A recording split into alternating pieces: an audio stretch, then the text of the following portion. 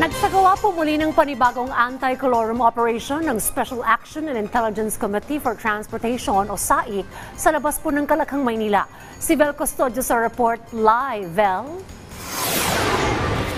Rise and shine, Dayan. Tuloy-tuloy pa rin ang anti-colorum operation ng Special Action Intelligence Committee for Transportation o SAIC maging sa labas ng Metro Manila. Sa ngayon, 4 na colorum na van na ang nahuli ng SAIC dito sa Santa Rosa, Laguna. Full service ang hinarang ng SAIC dahil bumabiyahe sila ng walang kaukulang prangkisa. Yung dala ko kasing hindi ko naman alam na na pala yung expire yung dala ko. Pero papunta na dito sir yung dala kong papel sir. Na bago? Oo sir. Okay. Nalimutan ko lang gawa ng kala ko kasi So may bago kayo pero hindi nyo nadala? Oo. Nung ma-check po natin yung mga sasakyan, nakita natin yung kanilang mga papeles ay hindi po tama bilang isang shuttle service dahil meron nang nilalabas na prangkisa ang LTFRB para doon sa mga shuttle service.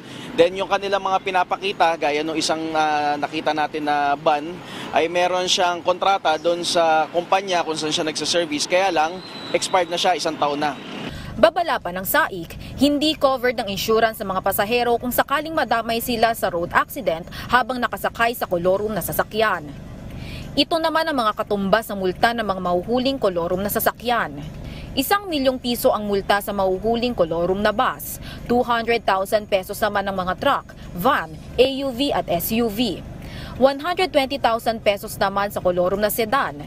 50,000 pesos naman ang multa sa mahuhuling jeepney at 6,000 piso naman sa colorum na motorsiklo. Ayon sa SAIC, patuloy silang manghuhuli ng mga colorum na sasakyan lalo na sa mga papuntang Metro Manila. Daya yung nahuling 4 na colorum na van, pagmumultahin sila ng tigda 200,000 piso at dadalhin sila i-impound ang mga van na ito sa impounding area ng Central Office ng LTO.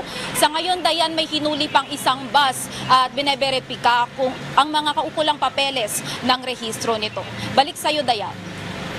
Maraming salamat, Vel Custodio.